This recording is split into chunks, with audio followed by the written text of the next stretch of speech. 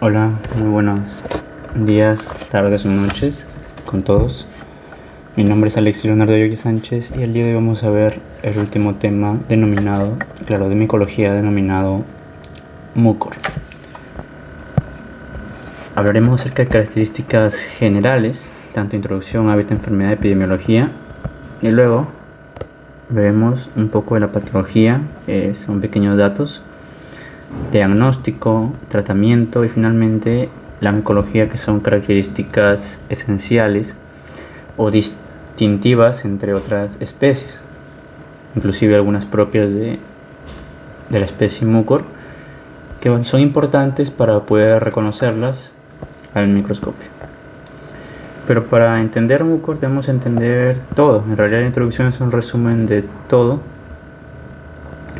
Mucor causa mucomicosis, como su nombre lo indica, es una afección principalmente a nivel de la nariz, a nivel de la cara, ¿okay? Y también una afección a nivel cerebral, es por ende que toma un nombre muy especial denominado la famosa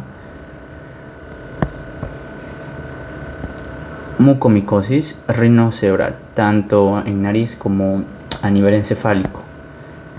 Entonces, si lo relacionamos con nariz, es algo sí o sí que se va a ver como pequeñas úlceras que lo van a ir evolucionando. Y a nivel cerebral causa meningoencefalitis, ¿ok? Que eso ya es un poco grave, va a depender mucho de la sintomatología del paciente y también va a depender del cómo está el paciente.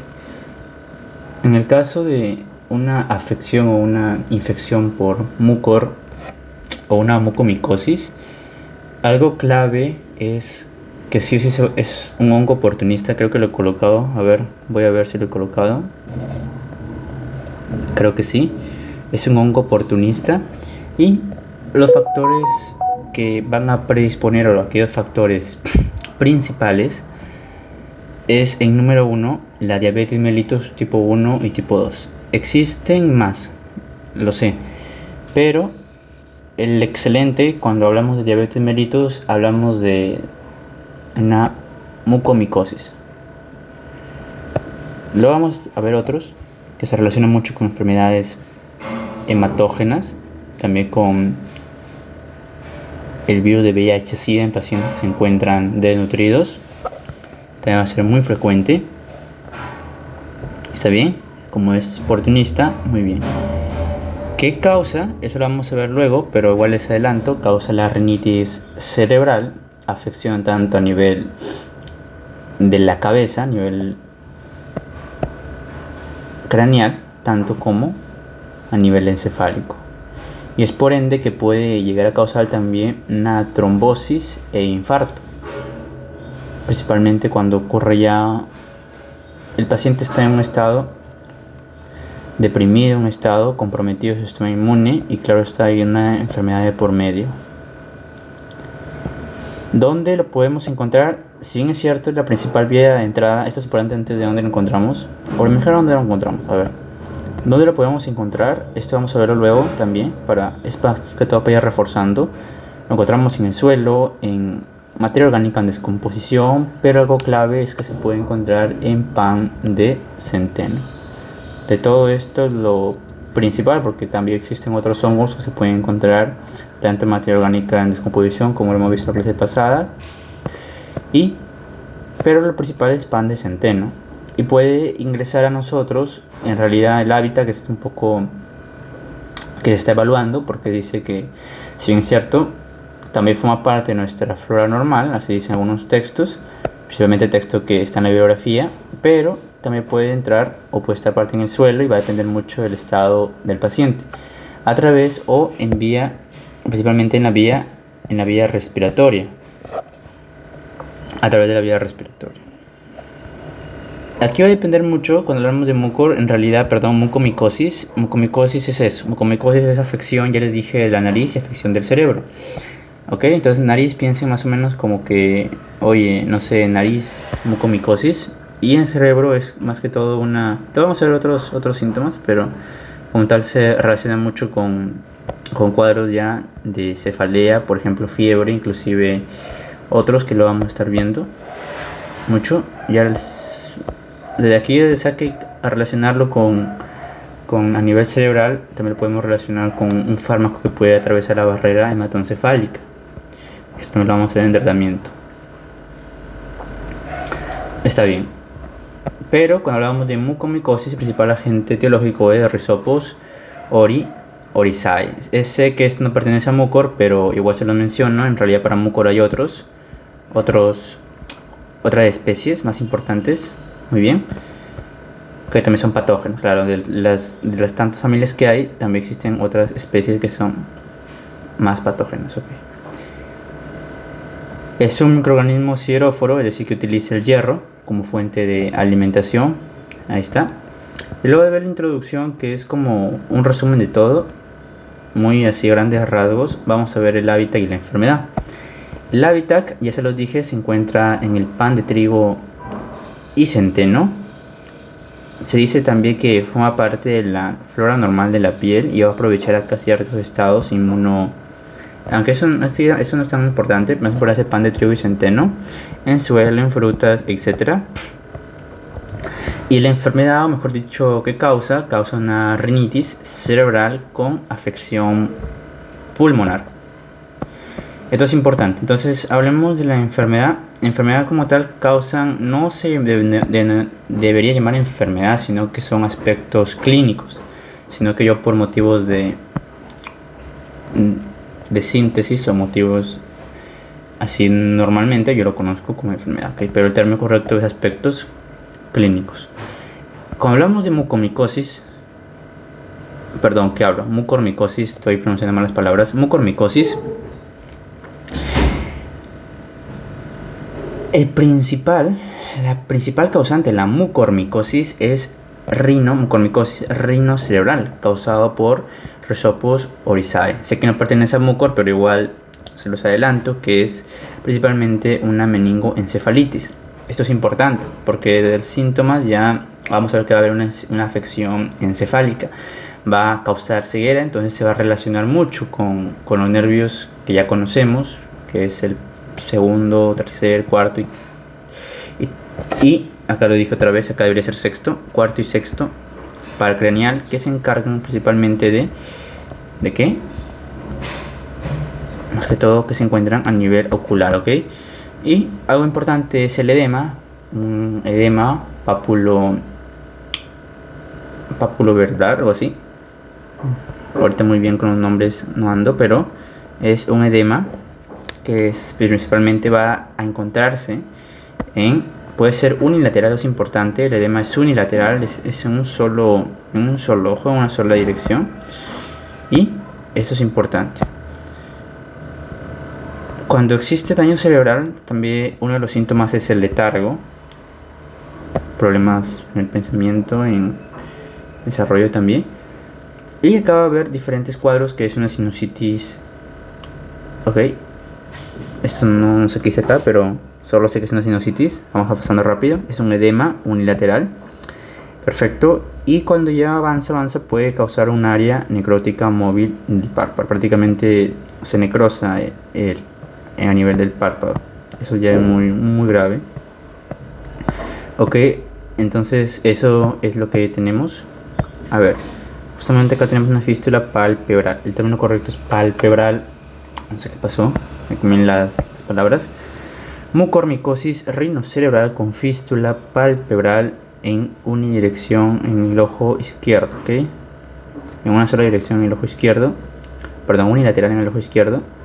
Ahí vemos cómo es algo que se va a ver desde el inicio, entonces es adecuado hacer un diagnóstico precoz, debido a que el tratamiento a veces suele complicarse, entre comillas, un poco. También se va a manifestar con distintas úlceras, entonces acá ya ocurre toda una serie de hongos que ya conocemos y puede ser distintos hongos, entonces es importante acá realizar un adecuado diagnóstico, una adecuada biopsia, entre otros, ¿ok? Y también uno de los diagnósticos es la tomografía, eso lo vamos a ver después, pero dentro de rinocerebral solo le menciono que afecta a nivel cerebral, y aquí se va a observar una perforación y daño cerebral, prácticamente como si fuese una pequeña No sé si ven ese arito, entonces ahí vemos como pequeños nódulos o calcificaciones que se dan a nivel del encéfalo, principalmente ya a nivel del... ¿De quién? Claro, ahí está, nivel encefálico. Acá vemos también la mucormicosis rinocerebral inicial. Este es el estadio inicial, como es unilateral en el ojo derecho. Y vemos este edema palpebral. Ahí está. Muy bien, eso es con respecto a la rinocerebral. Ok, y la segunda causa más frecuente de mucormicosis era muco, no sé por qué ahora estaba diciendo muco.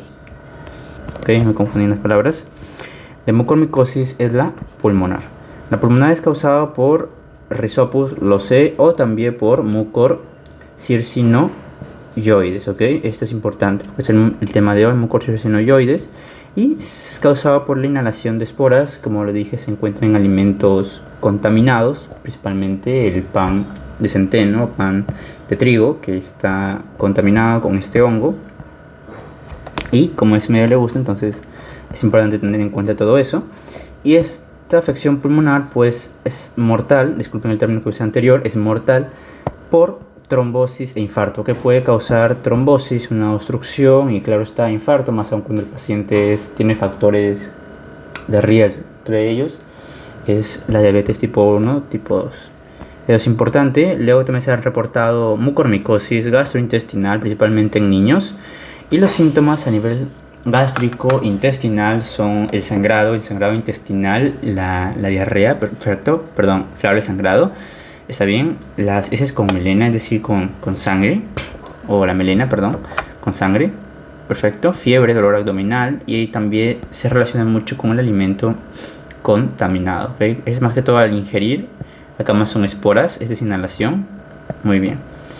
También se menciona mucormicosis cutánea, tanto primaria como secundaria, y el desarrollo va a ser aproximadamente dentro de 7 a 25 días. Las cutáneas son más que todo por traumatismos, no, si bien es cierto ocurren, hay en cutáneas, claro, se puede dar tanto por inhalación como por traumatismos. Perdón, claro, en pulmonar todo es inhalación, en rinocerebral si es más inhalación puede avanzar hasta un cuadro ya más grave, ¿ok? Diseminarse. Entonces tenemos acá que principalmente se da, por ejemplo, acá en un accidentado o en un traumatismo, una extensa mucormicosis cutánea primaria posterior a traumatismo en motocicleta, raspadoras, entre otros. Y vemos cómo esto va a ir avanzando. Entonces acá es adecuado ver cómo podemos diagnosticar este tipo de hongo y claro está un diagnóstico, un tratamiento lo más antes posible. Y luego de la cutánea primaria y secundaria, en realidad ambos son escasas, no predisponen mucho. Lo que sí es más frecuente un poco es en la secundaria. A ver, déjame ver si tengo una imagen. A ver, ya.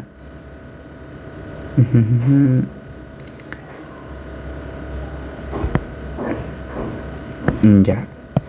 A ver.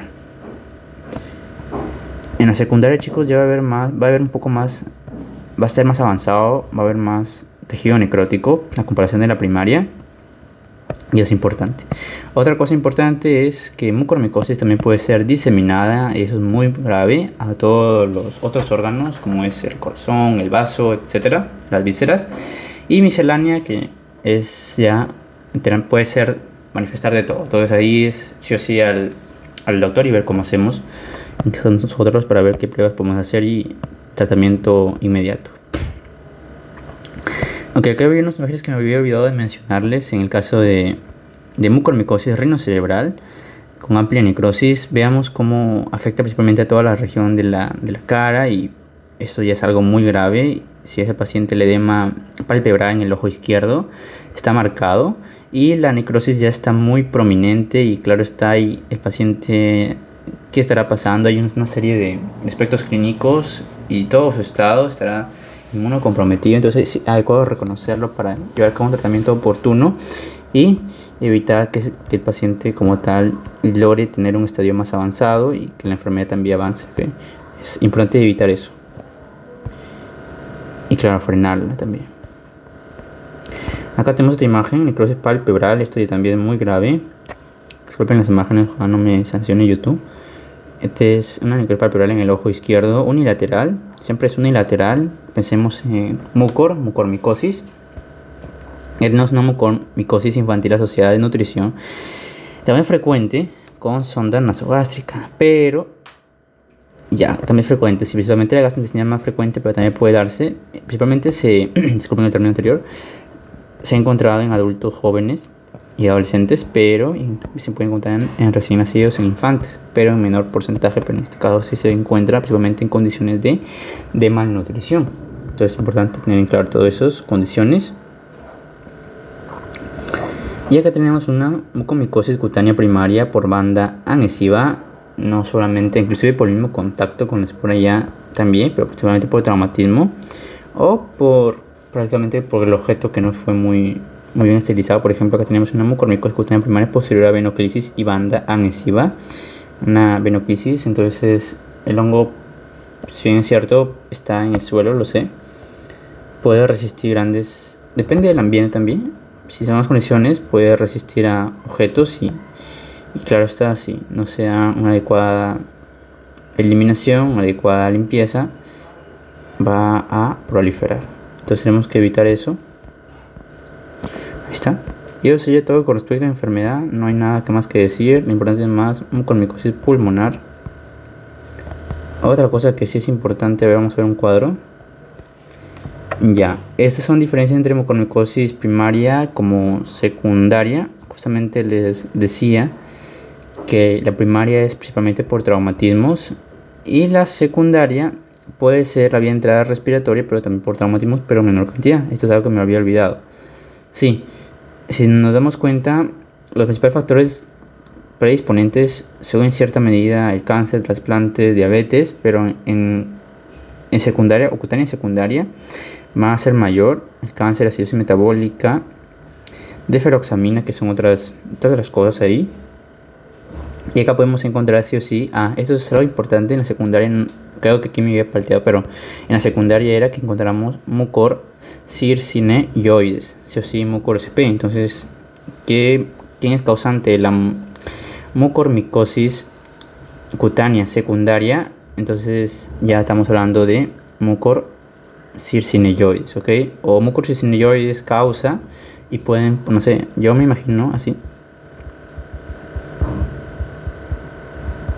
No sé si lo escribo bien. Mucor circineioides causa, y te ponen a mucormicosis cutánea primaria y B mucormicosis cutánea secundaria. Entonces, ¿qué marcaríamos ahí? Entonces es importante marcar la opción B, que es la mucormicosis cutánea secundaria, porque esa es la importante. Entonces esto sí me había olvidado de mencionarlo, se subraya. Ok, claro, principalmente la localización va a ser cara, párpados, paladar, inicio con fístula palpebral, única lesión necrótica que afecta al párpado y áreas adyacentes, se van a ver úlceras palatinas. Esta es otra imagen. Ya, claro está. Muy bien, como le digo, esta es en la que mencioné anteriormente, en el rino cerebral, que va a haber lesiones a nivel del encéfalo y va a haber también sinusitis. Y como hemos podido ver, o estamos viendo, el síntoma o el signo más característico es el edema palpebral unilateral, principalmente siempre es en un solo ojo. Y claro, esta también puede ser en caso de la sinusitis, perdón, en la nariz también se menciona estas manchas necróticas. Aquí tenemos una fascitis por mucormicosis, adecuado tener el manejo del diagnóstico, cómo reconocerlo. Luego lo vamos a ver un poco con respecto a su forma, pero eso es lo principal. Y con eso creo que estamos para pasar. Finalmente, aquí hay unos factores de predisposición y formas clínicas más predominantes. A ver un momento. Ahí está, muy bien. Esto lo hacemos rápido. Ahí está, ahora sí. Ok, a ver, un momento. Y ahora sí. Ya, entonces, por ejemplo, si el paciente tiene cetoacidosis diabética o se relaciona mucho con diabetes, va a tener una forma clínica que es la rinocerebral, va a ser más frecuente, ya sabemos por qué especie. ¿Ok?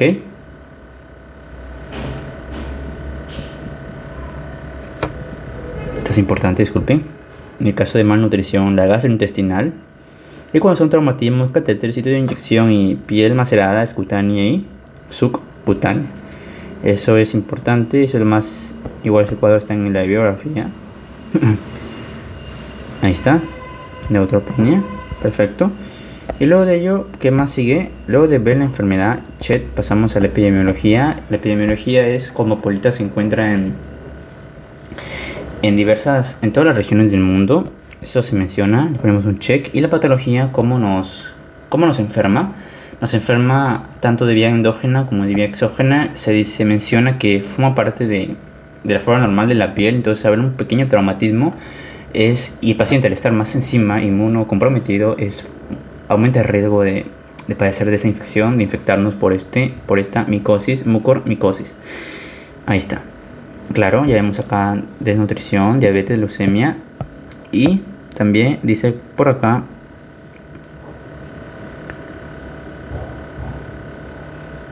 no sé qué dice sinceramente, pero la idea que no quiero que se vaya es que son estados inmunocomprometidos, inmunodeprimidos. Perfecto.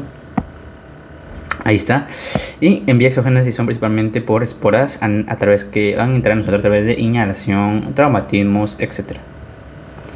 Muy bien, eso sería todo y lo vamos a ver el diagnóstico. El diagnóstico va a ser de diferentes maneras: examen directo, cultivo, biopsia o radiografía o tomografía axial computarizada. En el examen directo se ven a simple vista las hifas, que es algo clave que debemos recordar, que son hifas no tabicadas, senocíticas. Ok, entonces para hacer el examen directo, nosotros vamos a centrarnos mucho en el examen directo, vamos a centrarnos mucho en examen directo y cultivo. En el examen directo se usa, claro está, una muestra que puede ser un esputo, principalmente si es afección pulmonar, un esputo hemóptico también, que más se puede usar, o una biopsia. Perfecto. Entonces lo que se usa es hidróxido de potasio, claro, un raspado también de la piel, se usa hidróxido de potasio al 10 al 20%, y lo que se va a observar es algo característico que se conoce como patognomónico. Es las cifras senocíticas o no tabicadas, que también esas cifras van a estar que se bifurcan como si fuesen pequeños, un arbolito. Para mí es un arbolito. Todas estas hifas que se van a empezar a bifurcar. Ahí están, tienen su nombre. Ok, ahí está, son hifas hialinas, más o menos así como esta imagen. Examen directo con hifas gruesas, senocíticas y dicotómicas. Como vemos que no existe tabicación, son senocíticas.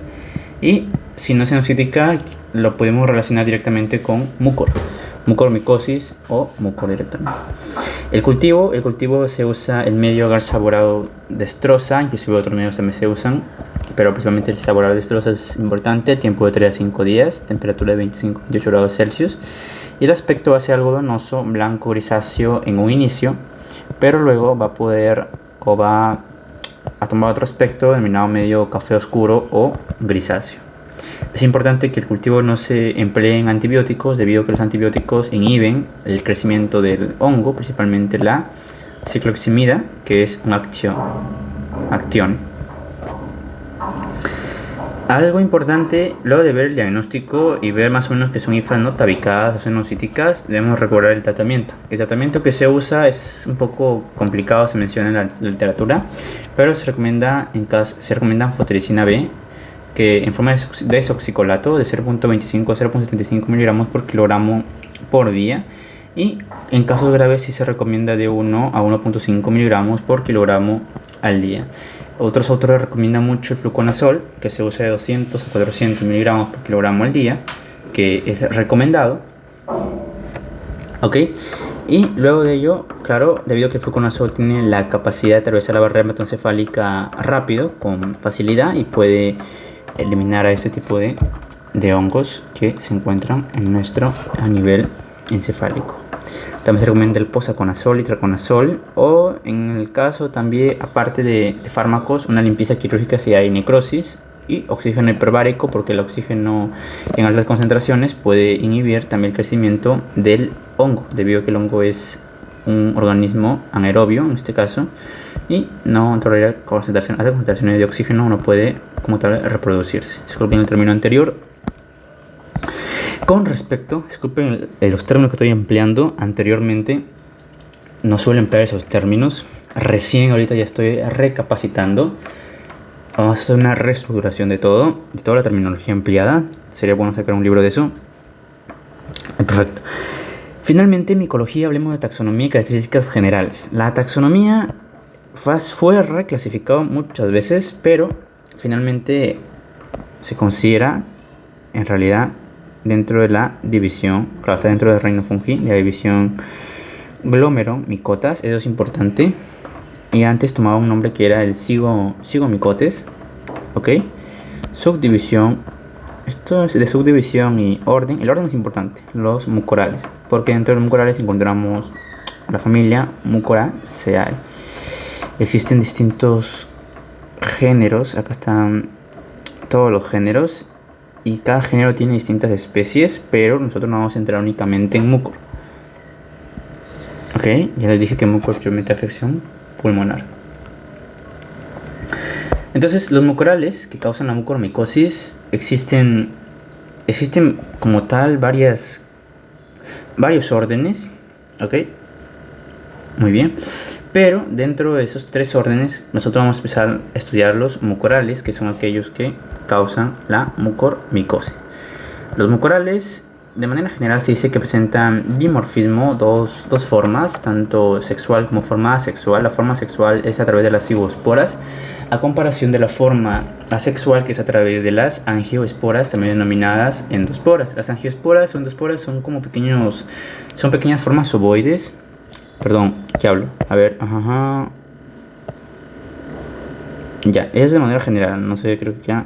Esto es de manera general en el caso de angioesporas, pero ya lo vamos a entrar únicamente a mucor, que toma otro nombre en realidad, que se conoce como esporangioesporas. Son como formas ovoides, entonces se llama esporangioesporas, que se encuentran dentro del esporangio. Entonces eso es la forma asexual, o endosporas también. Por ende es considerado hongos holomórficos, ¿ok? Ahí está. En el caso de mucor, las 2 especies patógenas más importantes son mucor cercineioides y mucor carmosissimus. Esto es importante, que todo es lo que hay que recordar, que el mucor presenta sí o sí hifas ramificadas. Inclusive tengo un cuadro de características que luego vamos a ver. Esto no, a ver, esto sí. Ya justamente acá está lo que les digo. Dentro de la familia Mucoraceae encontramos el género mucor, y dentro de este género encontramos distintas especies. Entre ellas se encuentra la más importante, que es Circineioides y Ramosissimus. Mucor Circineioides y Mucor y Ramosissimus o Ramosissimus es importante, y lo demás ya no es objeto del día de hoy. Pero algo importante de mucor, en el caso de mucor, es lo siguiente: es que rizoides, que son como si fuesen raíces, imaginemos que acá deberían haber raíces, no presenta, no hay rizoides. Ahí está.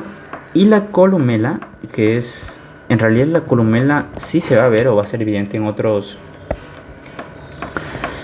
a ver, déjame acordar, ya, en otros géneros como Rhizopus, pero en mucor no presenta. Justamente que está rizoides, perdón, claro, en columela ambos son ovoides, lo sé, pero aquí es más evidente y acá no. La columela es como que esto que está acá. En realidad el término correcto es columela. Ahí está. Ahorita con término usando, ahí está, muy bien. La columela, que es media ovoide, que va a penetrar esto se conoce como esporangio, ¿ok? Esporangio dentro, esporangiosporas. Nada más. Muy bien. Sabemos que no presenta, sabemos que el columela es ovoide, sabemos que el esporangio es redondito, mide de 20 a 80 micrómetros. El esporangio es esta de la caxolita. Ahí está, para más o menos ir practicando también. Es el esporangio, ese es el esporangio más que todo, y lo que está dentro se llama esporangiosporas o endosporas. Y las esporangiosporas son ya más pequeñas, son redondas, todas son redondas, pero son de 3 a 5 3 a 5 micrómetros. Se menciona. Ahí está. Perfecto. Ya, disculpen. Ahí está. Muy bien. Nada más. Y eso sería todo. En realidad no hay nada más que decir. Más bien, disculpen por el tiempo. Traté de no pasarme, pero a veces varias cosas. Por ejemplo, acá hay un corte cerebral, una biopsia. Vemos las hifas senocíticas. Eso me faltó decirles. Y ya, en realidad son hifas que no están tabicadas y muy ramificadas. Y eso es importante verlo en el caso de mucor.